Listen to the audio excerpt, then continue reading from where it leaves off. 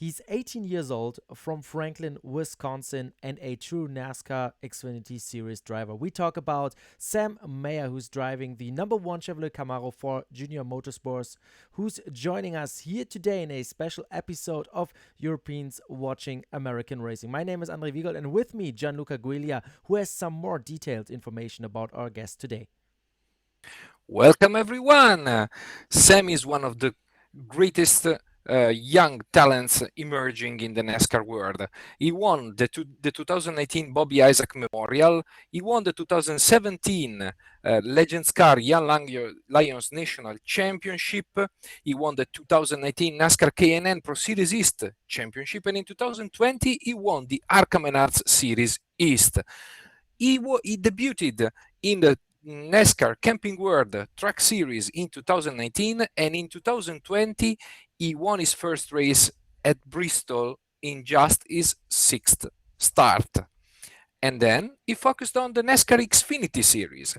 After a first season with a partial schedule for Junior Motorsports in 2021, he most recently collected 2 top fives at Circuit of the Americas and Richmond in the last 2 races of the series. And now we introduce to you Sam Mayer.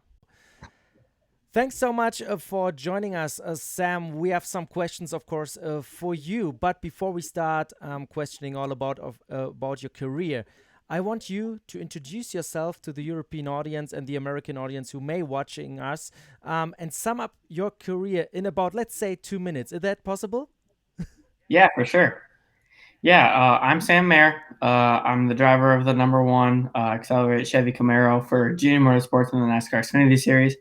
I got my start in racing when I was 4 years old in go-karts, which you Europeans are probably really used to people saying that. That's how they got their start. So that's how I got my start. I did that for probably about 8 or 9 years before I even got to move to another division of racing. I moved to Legend Cars down in the South here in America, and I did those for 3 or 4 years, just developing my grassroots racing, circle track stuff in the NASCAR scene.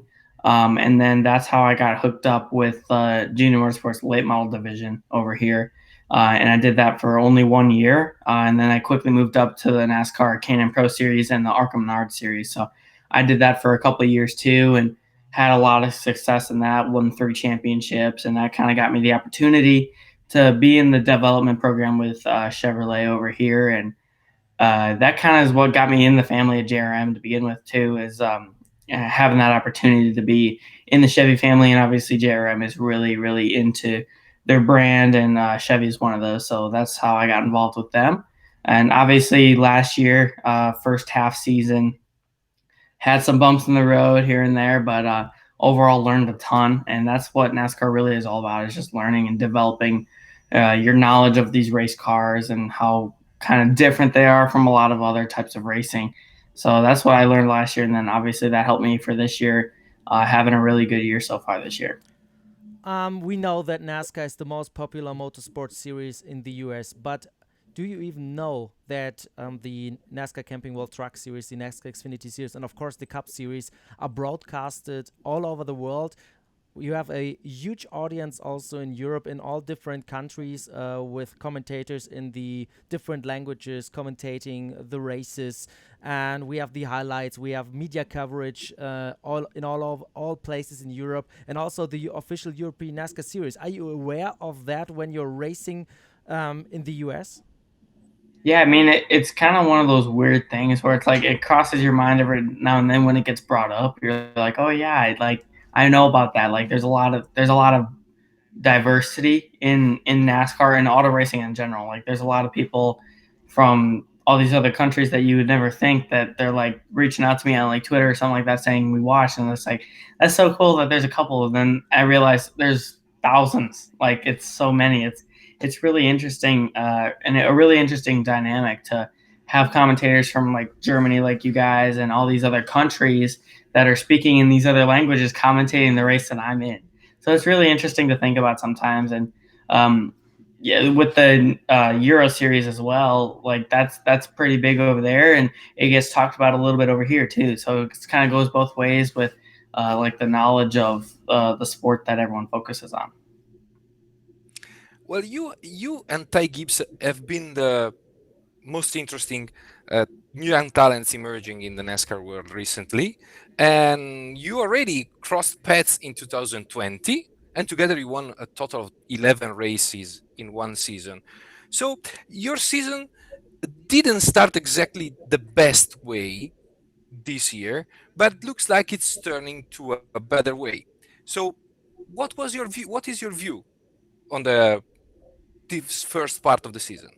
Yeah, I mean the first little bit of the year that we've had, I think it's 6 or 7 races or so, has been all mostly positive in regards to my team and myself, purely because they've brought fast race cars and we've been running up front at every single race this year so far. So they've known like that we were there each and every week, just purely based on of the speed we showed and how much TV time we really got because of the being up front. And that's something that I worked hard on over the off season is how to race these guys up front. Because if I learn from the best, that's how you become the best. Instead of racing with the people that are mid pack or whatever, then you learn bad habits. So trying to learn how the guys race up front so I can get up there and start racing with them actually. And that's helped me a lot too. I've led laps, I've won a couple stages, and like had a lot of success being up front. And yeah, I mean it's just an interesting dynamic because I feel like we've done really well, and we are sixth place in points. But at the same time, it's like I'm really disappointed in some of the finishes we have because we deserve better. Like Las Vegas is one that first comes to mind. Phoenix is another one. Like there's two really bad races for us, like as a finishing position, but we really ran well. Like we were top 5 speed all day, and I mean I've led laps and like all that. So it didn't really get. We don't have as many points as we deserve right now, but we've been working our tails off to kind of dig ourselves out of that hole, and hopefully run up front and get some extra points for the playoffs coming up. Is there anything in particular you think you have to improve to deliver your first Xfinity Series win? Yeah, I mean, I think just the biggest thing is finding a way to mentally put a whole race together, because there's an interesting dynamic in NASCAR. Like, there's something changing every 30 seconds, like whether that be someone new behind you because he got passed or whatever, and then you're kind of trying to run away from that guy and then catch the same guy at the same time. So you're defending and being offensive at the same time, and it's all in one lap. So it's really interesting dynamic for that. But like consistency is a really big thing too. Is like making sure you're hitting your same marks every single corner, and that way, like if you don't make mistakes, technically no one can keep up with you because you're going as fast as possible. So that's kind of the one thing that you kind of have to bang into someone's head is just to become like almost like a robot to like do the same thing over and over again. But at the end of the day, that's impossible. Everyone's going to make mistakes. Even Kyle Busch up in the Cup Series makes mistakes every once in a while. So you got to try to be the best. And I mean, the best isn't perfect, but you got to do your best. And consistency and mentally putting a whole race together is really something I have to work on and have been working on for a while. Speaking about good results, we know you've won a Bristol race back with the GMS Racing in the NASCAR Camping World Truck Series, but you immediately focused on the NASCAR Xfinity Series. Why did you make that step, not taking part in the NASCAR Cup Camping World Truck Series as a regular driver, but focusing on the second league, let's say, in the NASCAR world? Yeah, I mean, the biggest thing for us is like the truck series is kind of one of its own types of things. And me being only 16 at that time of that win is like I could only run the short tracks anyway. So aerodynamics didn't really come into play yet.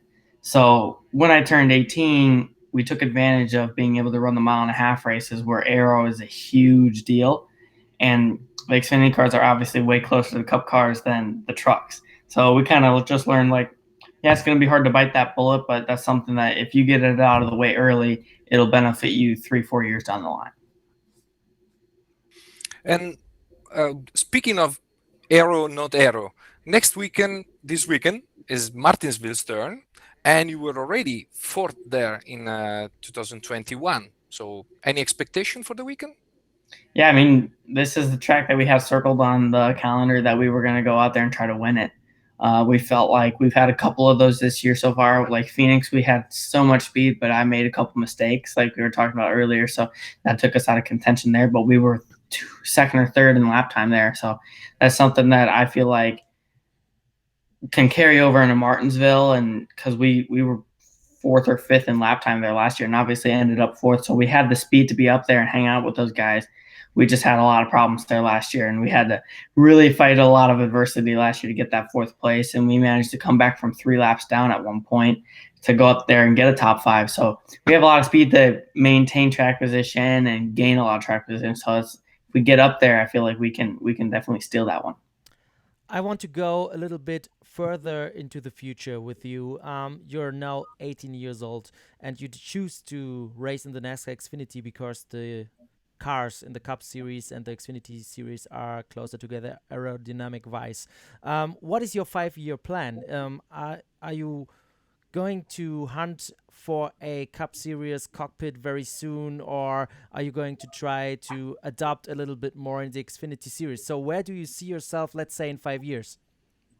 I mean, 5 years, it's kind of like a zero fill mission for us. Like we've committed fully to me making it in NASCAR, and obviously to make it, you have to be one of the top Cup Series drivers. So in 5 years, I want to be a Cup Series driver that everyone talks about and everyone fears on the racetrack.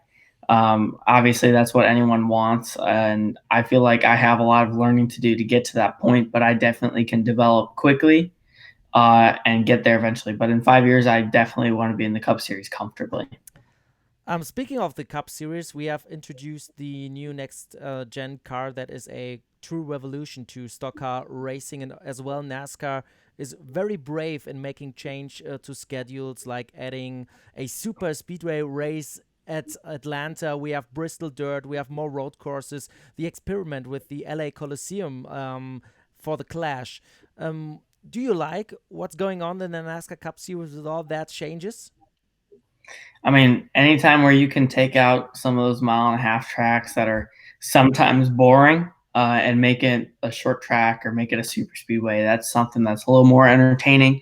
Because at the end of the day, we are here to put a good show on TV and get a lot of people in victory lane. So that's what it's all about. And I think the more dynamic of a schedule we can have, the better.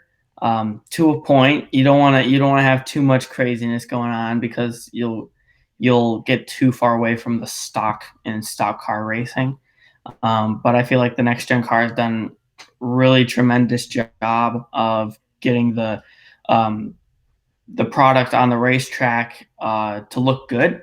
Obviously, there's a couple things that need to be fixed here and there, and scheduling wise, maybe a couple things that can change. But as of right now, it's in a pretty good spot.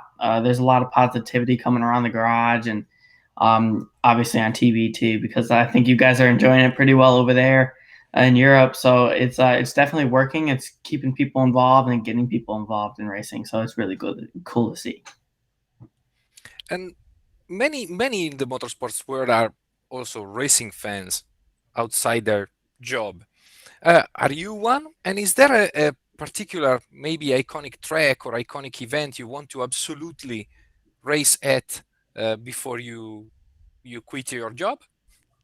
Yeah, I don't know. That's a fun question. Like I haven't gotten a question like that worded like that, and it's interesting. I mean, there's a lot of interesting dynamics to racing, different tracks and different cars and all that. You obviously want to be really successful and win Cup Series championships, Cup Series races, and all that other stuff. Like, but tracks wise, I mean, tracks are so each one is so different that there's always these unique characteristics. Like Vegas, cookie cutter mile and a half, but the wind is a really big deal there. So it kind of makes it has an interesting um, play and variable to that racetrack. And that's some of the stuff that a lot of us drivers focus on, but not a lot of the fans really realize because it's not really shown on TV.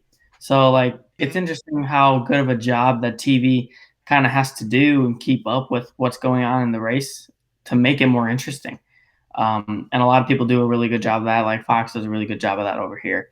And Yeah, just like my favorite racetrack. I mean, I'm a little bit biased at Bristol because it's like where I won my first truck race at and everything like that. But it's just a clean, fun racetrack. Like there's so many different dynamics too, where you can run the wall, you can run the bottom. The PJ1 they added down a couple of years ago. It's like there's so much interesting stuff there. It's one of my favorites.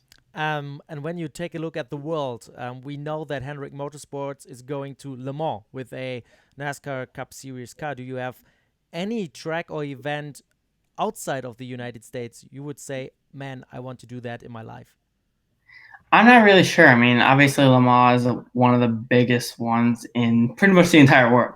So that's one that's really interesting. And my dad actually raced IMSA for a while, so he kind of knows a lot of people that go to Le Mans every year and stuff like that. So that'd be one that where I could get a connection to go run over there, and I would. But I'm really fixed mindset. I like to focus on NASCAR and everything in the U.S. over here. So I haven't really opened my mind to that kind of stuff yet. Maybe there will And be a situation someday in your career where you have to choose something. So let's see. John? yeah, he said Bristol. So now, if you have to choose between Bristol Dirt and Bristol Night, which one?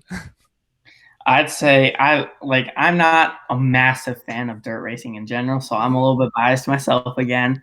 But like night racing at Bristol is one of the coolest things, no matter what the surface is. So I'm pretty excited to see how the Cup Series cars handle that. And obviously the Truck Series is racing there too, so it'll be an interesting weekend. I'm just glad I have that weekend off because I am not a dirt racer at all.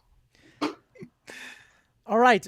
Thank you so much. We know your time is precious, and we are done with our questions. Thank you so much for joining us, for being available for European media. It's something very special for us as well because we are on the other part of the world trying to follow the sports and try to connect to it. But the distance is always, of course, a problem we have here. So thank you so much for taking time, even with the different time zones and stuff like this. So thank you so much for joining us here today. Yeah, absolutely, guys. I really do appreciate an opportunity like this to kind of show myself to another part of the world. It's really cool to someone young like me to have that opportunity because the more you can get your name out there, the better you are, the more benefits you, and a lot of people can now have someone new to root for, maybe like me. So it's really cool opportunity. I appreciate you guys doing this. I appreciate you guys being so enthusiastic about NASCAR too, because we need people like you that to spread the word about NASCAR throughout the world. You're welcome. Thank you. Thank you, Sam. So that was the interview with Sam Mayer, who joined us as our first guest on Europeans Watching American Racing. It's so cool to have a young, rising NASCAR Xfinity driver here with us in the show. And I think it was very interesting what he said, right, John? Absolutely interesting. And it's amazing how these young talents are already so prepared to face the media. Yeah. So, guys, don't. Just start. Sorry, mate. Okay. So, guys, like, comment, subscribe, hit the bell on YouTube to always be up to date with our shows, and join us on April 12th for the next regular episode of Europeans Watching American Racing. Goodbye. Goodbye.